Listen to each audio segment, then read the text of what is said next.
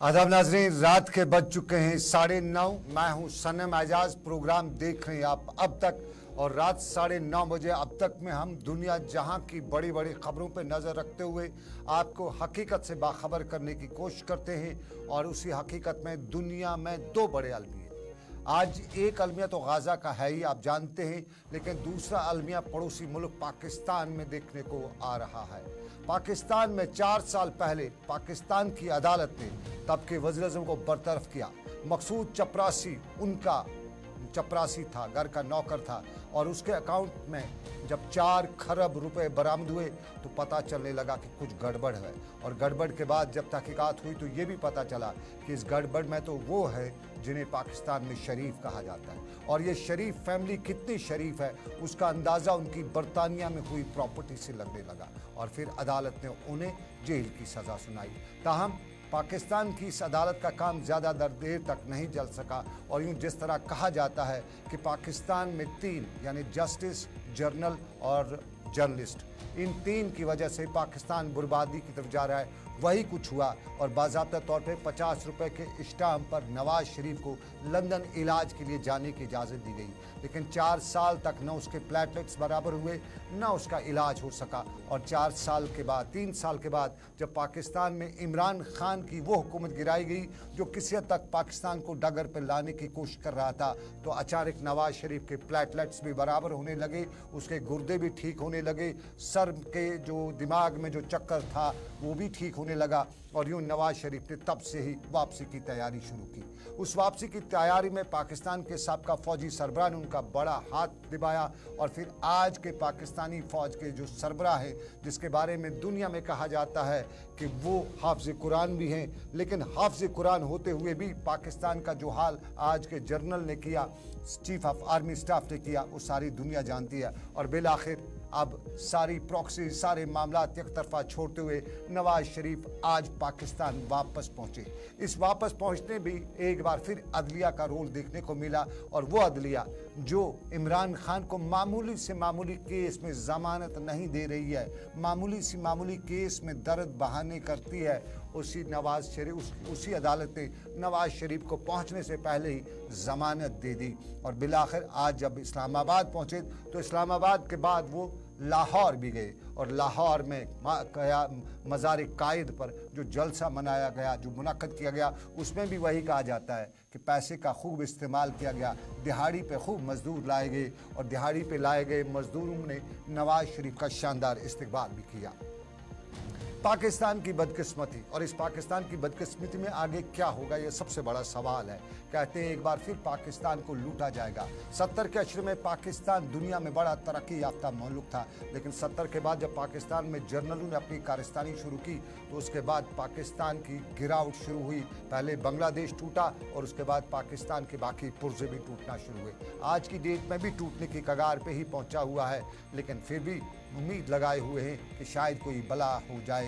पाकिस्तान पड़ोसी मुल्क है, और पड़ोसी मुल्क में अगर सरकार पे कोई प्रॉब्लम आ जाती है तो फिर साफ जाहिर है उनकी गोलियां चलना शुरू होती हैं, और आवाम का अटेंशन डाइवर्ट करने के लिए वो गोलियां इस तरफ चलाते हैं, और फिर इधर गोलियां जो चलती हैं उससे यहाँ की जानों का नुकसान होता है, और वो अपनी सियासत चमकाने के लिए इधर के लोगों को कुर्बानी का बलाबा करते हैं। वो बड़ी बात हो जो इमरान खान का दौर था, जब लाइन ऑफ कंट्रोल पे सीज़ फायर हुआ, जब हिंदुस्तान और पाकिस्तान के दरमियान हालात किसी हद तक बेहतर भी हुए, अगर तो देखने को नहीं मिल रहे थे, लेकिन फिर भी 5 अगस्त के वक्त भी हमने देखा कि पाकिस्तान की तरफ से कोई ऐसा मामला देखने को ना मिला जिससे हम कह सकते हैं कि कुछ आसपास और उस पार के तरफ लोग जो है वो ज़्यादा इसी चीज़ को या इधर की तरफ ही ज़्यादा नज़र रखे हुए। लेकिन अब फिर नवाज आ ही गया है, तो नवाज पाकिस्तान की ड्यूटी नैया तो बचाएगा नहीं, लेकिन कहीं न कहीं इधर की तरफ अपनी गोलियों का रुख दोबारा करेगा। और उसका अंदाज़ा आज से ही देखना शुरू हो गया, जब आज अर्निया के लाइन ऑफ कंट्रोल पे गोली चली है, और यहाँ कश्मीर के केरन सेक्टर में भी गोली चली है। लगभग 3 साल के बाद आज दोबारा गोली चली है, तो ये साफ जाहिर है नवाज का आना और हमारे लिए अच्छी बात नहीं है। पाकिस्तान के हवाले से हम यही कह सकते हैं कि उनकी कौम ही ऐसी है, उनको तो ऐसे ही लोगों की ज़रूरत है। वहाँ अच्छे लोगों की जगह ही नहीं है, वहाँ तो करप्शन है, वहाँ तो बेईमानी है, वहाँ तो दंदा है पर गंदा है, और पाकिस्तान में है। ये पाकिस्तान की बात। लेकिन हम दूसरे बड़े अलमिया से आपको दो चार कराते हैं। ये इसराइल की दहशतगर्दी है और ये इसराइल की दहशतगर्दी निहत्ते फ़लस्तीनी शहरियों पे है। 12 लाख के करीब फ़लस्तीनी अभी बेघर हो चुके हैं। पिछले 24 घंटों में 20 फ़लस्तीनी शहरी और भी मारे जा चुके हैं और आज की तारीख में या पिछले 24 घंटों में फ़लस्तीनी अथॉरिटीज़ के मुताबिक फ़लस्तीन के गाज़ा में सबसे पुराने चर्च, जिसकी उम्र करीबन 1200 साल बताई जाती है, उसको भी आज मिसाइल का हम निशाना बनाया गया। बताया जाता है कि इसमें वो लोग पनाह गज़ीर बने हुए थे जो वहाँ पे अपनी जान बचाने के लिए गए हुए थे, वहाँ पर भी आज गोले चलने की खबर है। लेकिन एक अच्छी खबर ये भी है कि कतर की सालसी से आज हमास ने 2 अमरीकी ख़वातीन को फ़लस्तीन इसराइली अथॉरिटीज़ के हवाले भी किया। ये यरगमाली थे और 9 अक्टूबर को इन्हें यरगमाल बनाया गया था, जब फ़लस्तीन के लोगों ने इसराइल के अंदर घुसकर खूब जमावड़ा किया, खूब दुमका माशी की थी। और उसी के बीच में आज की खबर भी है कि 20 के करीब और लोग मारे गए हैं और इसराइल में बच्चे भूख से फ़लस्तीन में बच्चे भूख से बिलखते जा रहे हैं। फ़लस्तीन में ज़ख्मियों के इलाज की सहूलियत नहीं है। फ़लस्तीन में लोगों को पीने का पानी मैसर नहीं है। फ़लस्तीन में बिजली नहीं है। और ये दुनिया का सबसे बड़ा अलमिया है कि जंगी कवानीन का कोई ख्याल न रखते हुए फ़लस्तीन के बच्चों पे हमले किए जाते हैं, फ़लस्तीन के अस्पतालों पे हमले किए जाते हैं, फ़लस्तीन के घरों पे हमले किए जाते हैं। और पिछले 10 दिनों की इस लड़ाई में 30,000 से ज़ायद घरों को मिसमार किया जा चुका है। और ये सबसे बड़ा अलमिया इस दुनिया का है। और उसी अलमिया पे दुनिया में जो अक़वाम आलम है वो तो खामोश थे, वो ऐसी ज़बानी बयान तो दे चुका है, मुस्लिम ममालिक कोई बात करते नहीं हैं और बिलाखिर वो निहत्ते फ़लस्तीनी मारे जाते हैं, जिस पे दुनिया में बाद में मुस्लिम ममालिक में सियासत की जाएगी। पाकिस्तान में भी सियासत होगी, फ़लस्तीनियों के नाम पे हम तुम्हारे साथ हैं का नारा लगाया जाएगा। लेकिन पिछले 15 दिनों के दौरान फ़लस्तीन के हक़ में पाकिस्तान से एक भी आवाज़ नहीं उठी है। पिछले 15 दिनों में फ़लस्तीन के हक़ में अरब ममालिक से कोई आवाज़ नहीं उठी है। कहीं पे भी फ़लस्तीन के मामले पर किसी भी मुल्क में अवाम बाहर नहीं निकली है, भला हो ईरान का, जिसने किसी हद तक बात की, धमकी दी या बाकी हथियार वगैरह जो है वो फ़लस्तीन के गुरिल्ला जो फ़ौज है उनको हवाले की, उनको दिए। लेकिन बिल आखिर हम यही कह सकते हैं कि दुनिया में खामोशी है, सबको डॉलर प्यारे हैं, इंसानी जान जाती है तो निहत्ते फ़लस्तीनियों की। लेकिन बात उठी है और बात उठाई जा रही है और ये उठाई जा रही है जम्मू कश्मीर में से।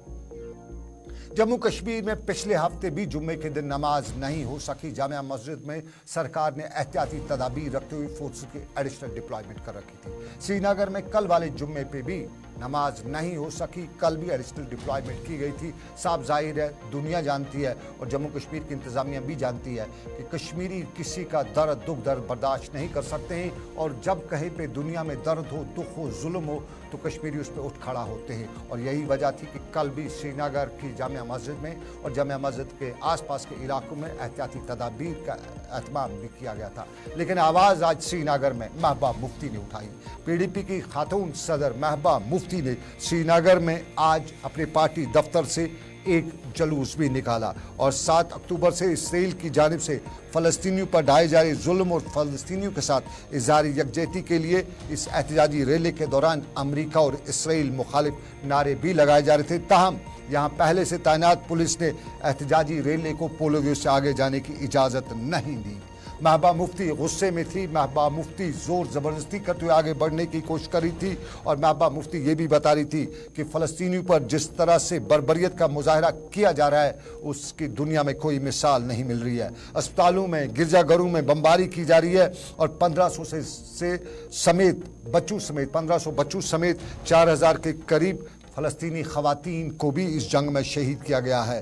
फ़लस्तीन में ज़ख्मियों की तादाद 12,000 से ऊपर हो चुकी है और ये नस्ल कुशी है। महबूबा मुफ्ती बता रही थी कि बैनुल-अक़वामी बरादरी की ये जिम्मेदारी थी कि वो इस मौके पर फ़लस्तीनियों की ढाल बने। लेकिन पिछले 8 दिनों के दौरान बग़ैर किसी चीज़ के खाए पिए फ़लस्तीन के बच्चे, फ़लस्तीन की ख़वातीन, फ़लस्तीन के ज़ख्मी खुले आसमान तले ज़िंदगी गुजार रहे हैं। उन्हें पीने को पानी नहीं मिल रहा है और बैनुल-अक़वामी बरादरी को आगे आना चाहिए।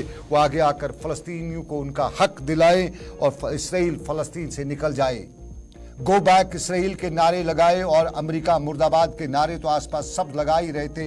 इस सारे के बीच में महबूबा मुफ्ती ने बड़ी कोशिश की, आवाज़ उठाई और ये आवाज़ शायद अब और दूर तक ज़रूर जाएगी। महबूबा मुफ्ती ने क्या बताया, सुनिएगा। में 1500 बच्चे मारे गए हैं।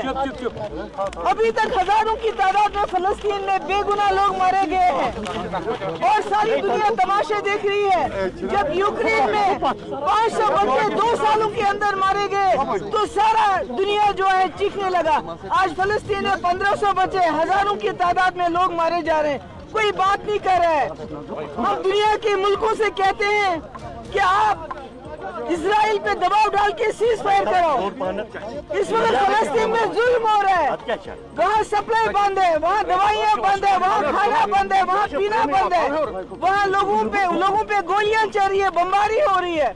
जो हॉलोकॉस्ट में ज्यूज के साथ हुआ था, आज इजराइल वही फलस्तीनियों के साथ कर रहा है और इसके नतीजे आने वाले वक्त में बहुत खतरनाक हो सकते हैं। दुनिया में ऑलरेडी बहुत दहशतगर्दी है, मगर ये करने से दुनिया में दहशतगर्दी जब आप नाइंसाफी करोगे तो लोग जो है और लोग बंदूकें उठाएंगे और दुनिया में हालात खराब होंगे। इसलिए हम कहते हैं अगर दहशतगर्दी इसी तरह नहीं रोकी गई तो दुनिया में और बंदूकें उठेंगी, लोग इस जुल्म का जवाब देने के लिए बंदूकें उठाएंगे। ये महबूबा मुफ्ती बता रही थी, श्रीनगर के पोलोविव के इलाके में मीडिया से भी खिताब कर रही थी। और आपको बताते चलें, महबूबा मुफ्ती जब ये यहाँ पे बता रही थी तो गुलाम नबी आज़ाद इसी तरह का बयान जो है वो श्रीनगर के पास के इलाके बटमालू में बता रहे थे। क्या कुछ बताया गुलाम नबी आज़ाद ने और महबूबा मुफ्ती को क्या कुछ जवाब दिया बीजेपी ने, ये भी हम आपको बताएंगे अब तक में, लेकिन इस छोटे से तजारती वक्फे के बाद।